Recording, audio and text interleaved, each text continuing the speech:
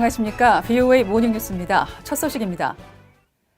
북한의 발사체에 대해 한국 청와대는 새로운 종류의 단거리 탄도미사일로 분석됐으며 재원 등은 미한 정밀 평가로 최종 판단하기로 했다고 밝혔습니다.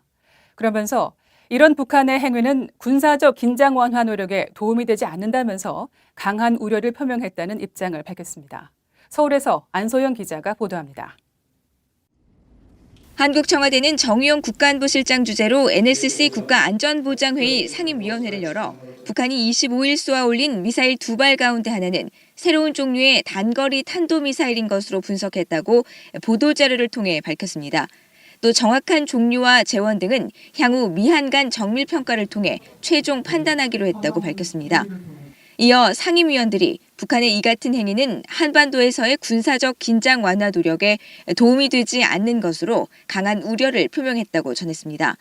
앞서 한국합동참모본부는 북한이 25일 오전 5시 34분과 5시 57분쯤 원산 일대에서 동해 해상으로 발사체 2발을 발사했다고 밝혔습니다. 첫 번째 발사체의 비행거리는 430km, 두 번째 미사일은 690여 킬로미터를 비행한 것으로 분석했습니다. 한국, 제주도 등 한반도 전역이 사정권에 든다는 겁니다. 한국 국방부는 브리핑을 통해 지난 5월에 이어 북한의 단거리 미사일로 추정되는 발사체 발사와 관련해 미 군사당국과 정보를 공유하며 정밀 분석 중이라면서 재발 방지를 촉구했습니다. 정부는 관련 동향을 예의주시해 왔으며 북한이 한반도에서 군사적 긴장 완화 노력에 도움이 되지 않는 이러한 행위를 중단할 것을 촉구합니다. 국방부는 그러나 북한의 잇따른 미사일 발사에 대해 한 단계 더 나아간 대응이 있어야 한다고 보느냐는 기자 질문에는 현재로서는 행위 중단에 대한 강력한 촉구만 생각하고 있다고 밝혔습니다. 또 이번 미사일 발사를 도발로 보느냐는 질문에는 군사적인 위협, 한반도의 긴장 완화를 위해 하는 행위로 본다면서 말을 아꼈습니다. 한국 외교부도 북한의 단거리 미사일 발사 직후 미국, 일본 북핵 수석대표와 연락해 관련 정보를 공유하고 분석을 긴밀히 하고 있다고 밝혔습니다. 서울에서 VOA 뉴스 안소영입니다. 미국 내 전문가들은 북한이 이번에 발사한 미사일이 지난 5월 발사 때와 유사한 이스칸데르급 미사일로 평가했습니다. 미국과 협상을 앞두고 더 많은 것을 얻으려는 전략이라는 분석과 함께 북한의 미사일 관련 활동이 일상화되고 있다는 지적도 나왔습니다. 오택선 기자가 보도합니다. 비확산 전문가인 제프리 루이스 미국 미들버리 국제연구소 비확산 연구센터 소장은 24일 VOA에 이번 미사일의 사거리를 근거로 지난 5월에 쏜 이스칸데르급 KN-23 단거리 미사일로 추정된다고 말했습니다.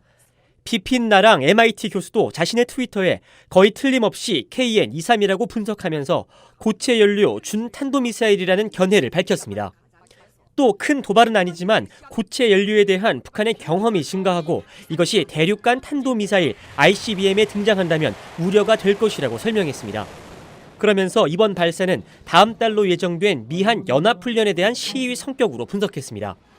트럼프 대통령과 북한 김정은 위원장의 판문점 만남 이후 실무협상 재개가 추진되는 가운데 나온 북한의 탄도미사일 발사라는 점도 주목됐습니다. 미국 외교협회의 스콧 스나이더 선임연구원은 워싱턴 포스트에 북한이 지난달 판문점 회동 이후 기대값을 높이며 전략적인 행동을 하는 것으로 분석했습니다. 특히 북한은 판문점 회동을 미국 측의 과잉 열망의 증거로 해석했을 것이라며 북한이 협상에 유보적인 태도를 보이며 무엇을 더 얻어낼 수 있는지 살피고 있다고 설명했습니다.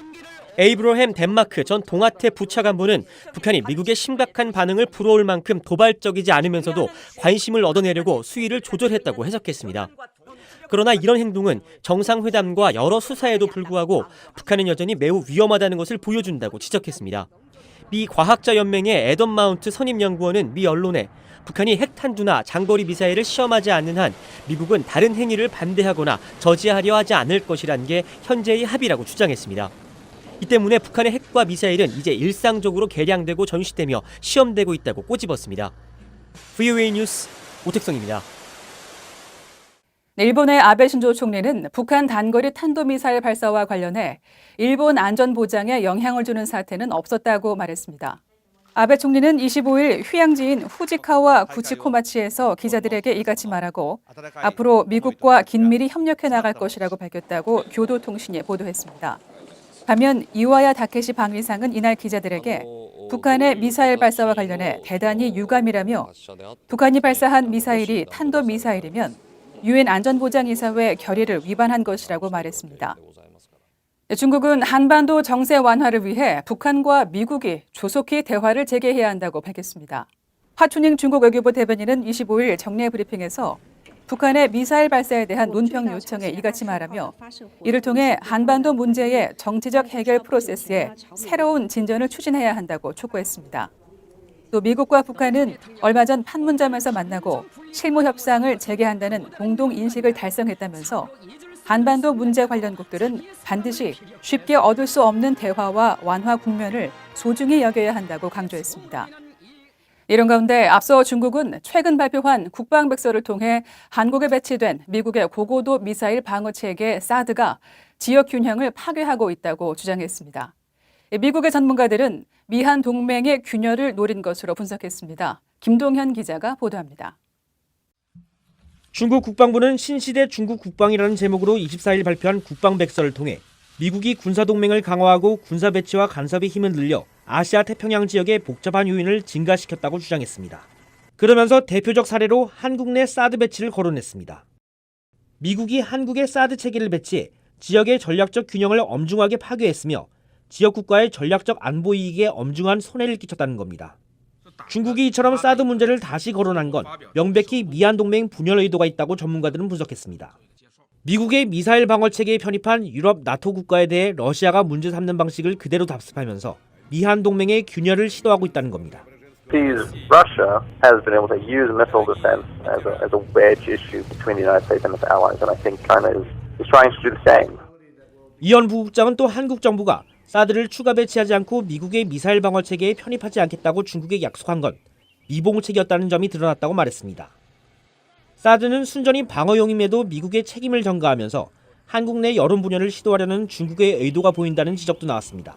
So the Chinese have used this to sort of test South Korea, to try to divide the population of South Korea and try to see how much they can get away with from bullying. 중국 국방백서는 또 일본에 대해선 군사안보 정책 조정을 통해 2차 세계대전 이후 체제의 변화를 시도하고 있으며 호주는 미국과의 군사동맹 정책을 강화하고 있다고 지적했습니다. 반면에 중국은 지역 안정과 평화에 적극 기여하고 있다고 주장했습니다. 중국 국방백서는 한반도를 분쟁 지역으로 지칭하며 한반도 상황의 긍정적인 개선에도 불구하고 여전히 불확실성에 직면해 있다고 평가했습니다. 그러면서 중국은 정치적 해결을 위해 건설적인 역할을 하고 있고 특히 유엔 안보리 대북 결의를 완벽하고 정직하게 이행하고 있다고 주장했습니다. VOA 뉴스 김동윤입니다. 북한 리용호 외무상이 다음 달 초 태국 방콕에서 열리는 아세안 지역안보 포럼 ARF 외교장관 회담에 참석하지 않을 것으로 알려졌습니다. 한국 언론들은 25일 외교 소식통을 인용해 북한이 최근 ARF 주최국인 태국에 리 외무상의 불참을 통보한 것으로 안다고 보도했습니다. 북한 외무상이 ARF에 참석하지 않은 것은 지난 2003년 이후 처음으로 이번에는 리 외무상 대신 외무성 고위 간부를 대신 보낼 것으로 알려졌습니다. 이에 따라 ARF를 계기로 이뤄질 것으로 기대됐던 마이크 폼페오 국무장관과 리용호 외무상과의 고위급 접촉도 무산될 가능성이 커졌습니다.